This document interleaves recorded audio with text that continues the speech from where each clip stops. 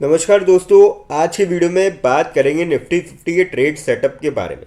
यहाँ पे क्या संभावना बन सकती है यूएस ईरान के जो वॉर है उसके चलते, क्या सपोर्ट है निफ्टी 50 का और क्या रेजिस्टेंस है, और साथ में कहाँ आज के दिन आपको चाल बनते हुए देखने को मिल सकती है। क्योंकि मंडे के दिन आपको निफ्टी 50 में गिरावट देखने को मिलती, गैप डाउन अच्छा खासा हुआ था, लास्ट में थोड़ी सी नीचे क्लोजिंग दी थी, काफ़ी ज़बरदस्त गैप डाउन था। तो अब आज क्या संभावना बन सकती, क्योंकि कल अंबेडकर जयंती के चलते मार्केट क्लोज था, वो डिस्कस करेंगे। फिर बात करेंगे भेल के बारे में।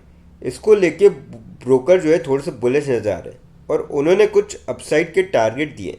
तो क्या अपसाइड के टारगेट दिए और कहाँ तक स्टॉक जा सकता है, और क्या वाकई में उस लेवल तक स्टॉक जा सकता है, या फिर आपको थोड़ा बहुत यहाँ पे गिरावट देखने को मिल सकती है बाजार के माहौल के चलते, ये डिस्कस करेंगे। फिर बात करेंगे टाटा स्टील के बारे में। कंपनी ने अपना जो डेप्ट है वो कम किया है, तो अब कब तक इसके स्टॉक प्राइस पे इम्पैक्ट देखने को मिलेगा, वो चीज़ें जो है डिस्कस करेंगे। सबसे पहले निफ्टी 50 के यहाँ पे ट्रेड सेटअप की बात करी जाए आज के दिन। ओपनिंग बेल से पहले S hope rise for a resumption of US Iran peace talks. अब देखिए निफ्टी 50 अगर बाउंस बैक करता है 24,000 और 24,100 के जोन को, तो ये expected to act as a crucial hurdle upward move towards 24,200 और 24,300 पे। जबकि डाउन साइड पे जो सपोर्ट है वो 23,500 पे प्लेस्ड है एक्सपर्ट्स के अकॉर्डिंग। अब बात करी जाए यहाँ पे, तो मंडे के दिन Nifty 50 recovered sharply days loss से और क्लोज हुआ था 0.86% लॉस के साथ अप्रैल 13 को, और breakdown of P stocks on Sunday. अब यहाँ पे देखिए, जो इस्लामाबाद में मीटिंग चल रही थी यूएस और ईरान की, वो एक्चुअल में सक्सेस नहीं हो पाई थी, और ईरान ने बोला कि हम सेकेंड राउंड की बातचीत के लिए भी तैयार है। तो अब कब होगी, उसका क्या इम्पैक्ट देखने को मिलेगा, वो काफ़ी ज़्यादा डिपेंड करेगा। जबकि जो इंडेक्स है वो कंटिन्यू कर रहा है to hold above short term moving averages, supported by bullish crossover in momentum indicator, और in fact hopes how now increase the US Iran peace talks could resume. और जो है यूएस ने ब्लॉक कर रखे ईरानियन पोर्ट्स को। तो ये चीज़ें जो है काफ़ी बड़ी चीज़ है। और सबसे अच्छी बात कि 50 डे ईएमए से ऊपर ट्रेड कर रहा है। अगर हम क्लोजिंग देखें लास्ट निफ्टी 50 की 23,843 पे यहाँ पे क्लोजिंग देखने को मिली थी आपको लास्ट जो है मंडे के दिन। अब बात करी जाए रेजिस्टेंस और सपोर्ट की यहाँ पे, तो आप देख सकते हो कि जो सपोर्ट है 23,634 का पहला है, 23,551 का दूसरा है सपोर्ट, और 23,417 का यहाँ पे तीसरा सपोर्ट। स्पेशल फॉर्मेशन क्या बन रही है, रेजिस्टेंस की और बात कर ली जाए 23,903 का पहला रेजिस्टेंस है, 23,986 का दूसरा है, और 24,120 का यहाँ पे तीसरा रेजिस्टेंस। अब देखिए स्पेशल फॉर्मेशन नहीं बन रही कि फॉर्म कर रहा है long bullish candle daily chart पे, और रिक्लेम किया है 38.2% फेबनाची रिट्रेसमेंट। और जबकि जो करेक्शन है from the February high to April low पे, जो कि इंडिकेट कर रहा है formation of counter attack bullish pattern, और 20 डे ईएमए से मेंटेन कर रखी है अपर ट्रेजेक्ट्री। तो ये काफ़ी अच्छी चीज़ है। जो आरएसआई है वो भी ऊपर चल रहा है, तो ये भी काफ़ी बढ़िया चीज़ है। All this indicates a cautiously positive momentum.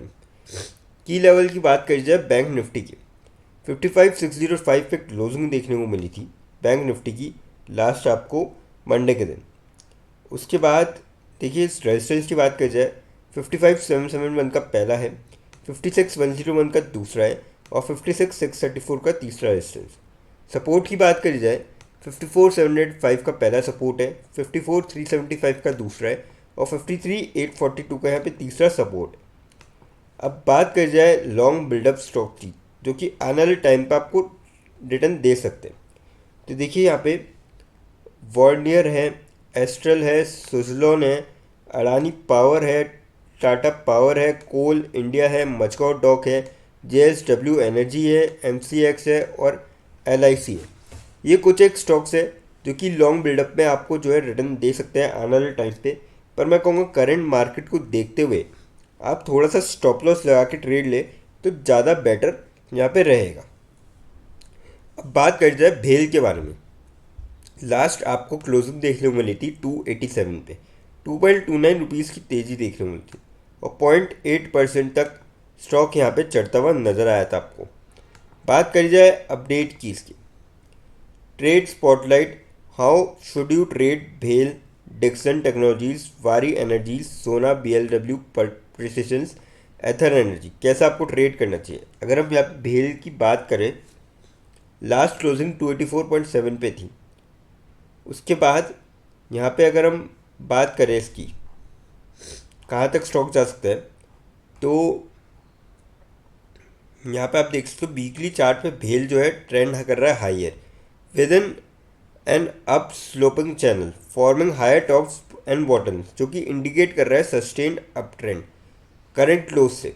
और stock has decisively surpass multiple resistance zone of the past couple of months around 275 levels, accompanied by a huge volume indicating a strong comeback of bulls। तो आने वाले time पे आपको basically daily chart basis से भी इस पर तेज़ी देखने को मिल सकती है। और जो है स्टॉक अपने 20, 50, 100 और 200 डेज के EMS से काफ़ी ऊपर है, तो ये अच्छी बात है। RSI भी जो है वो भी फेवरेबल टेरिटरी के अंदर है इसके। स्ट्रेटेजी बाय की है, टारगेट 300 टू 320 के है और स्टॉप लॉस जो है 270 के यहाँ पे हो सकते हैं स्टॉक के अंदर। तो ये काफ़ी बड़ी चीज़ है और कहीं ना कहीं मुझे लगता है कि आपको जो है इसमें बाइंग कर लेनी चाहिए लॉन्ग टर्म के पॉइंट ऑफ व्यू से। कंपनी का अगर आप रिटर्न देखेंगे काफ़ी बढ़िया रिटर्न है, 5 सालों में 521% की जोरदार रिटर्न है और आने वाले टाइम में कुछ इसी तरीके के आपको और रिटर्न देखने को मिल सकते हैं। टाटा स्टील की बात करी जाए, 206.1 पे लास्ट क्लोजिंग देखने को मिलती है आपको मंडे के दिन। अपडेट की बात करी जाए, Tata steel, Vedanta and other stock date have reduce there डेब्ट बाय 1,20,000 करोड़। अगर हम इसको और डिटेल में देखें तो यहाँ पे टाटा स्टील के बारे में, privately shifting focus from its zero cost European legacy to its high margin Indian operation, जो कि टारगेट कर रहा है नेट डेब्ट जीरो बाय लेट 2026।